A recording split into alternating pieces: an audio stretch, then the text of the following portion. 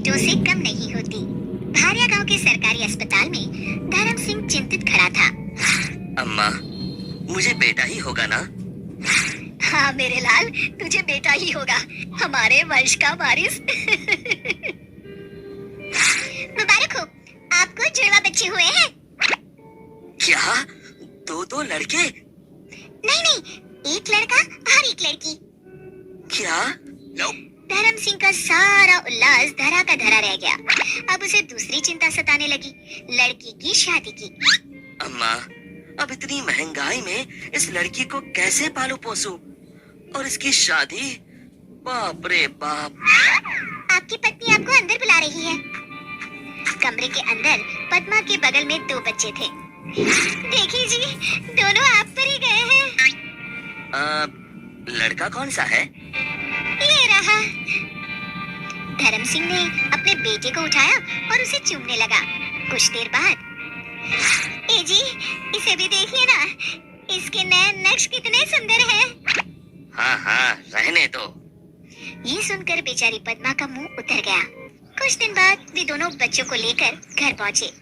धर्मा सिंह की माँ ने सबकी नजर उतारी। पद्मा, मुझे तुमसे जरूरी बात करनी है। हाँ जी, बोलिए। मैं इस लड़की को अपने एक मित्र को दे रहा हूँ। अब से वही इसका पालन पोषण करेगा। लेकिन ये हमारे बेटे हैं।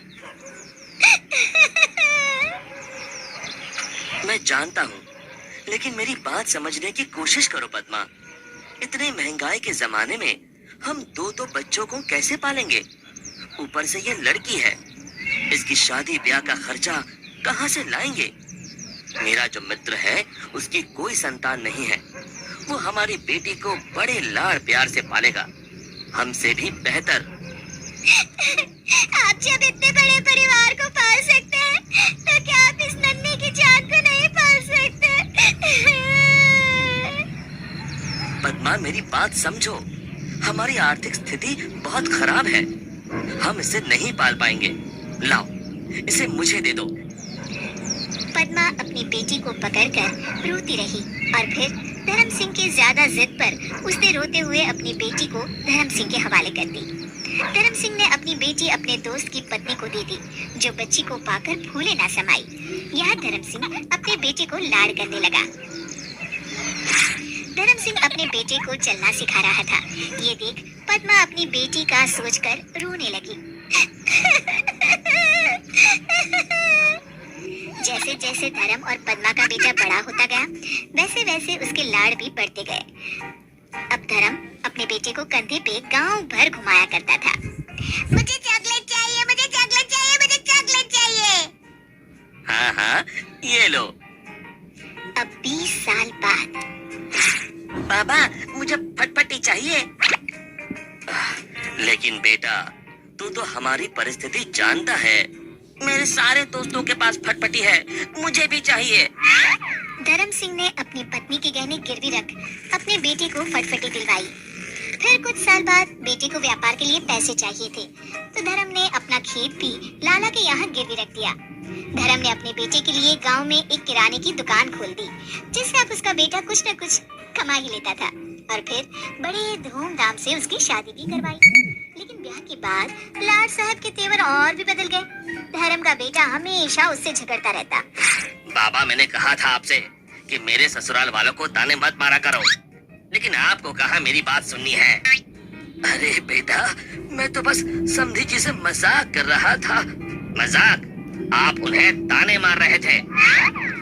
ऐसा कई दिनों तक चलता रहा और फिर एक दिन धर्म सिंह के बेटे ने अपने माँ बाप को उन्हीं के घर से बाहर निकाल दिया।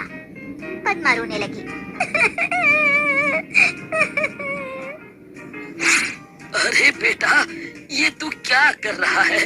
मैंने सोचा था तू मेरे बुढ़ापे का सहारा बनेगा।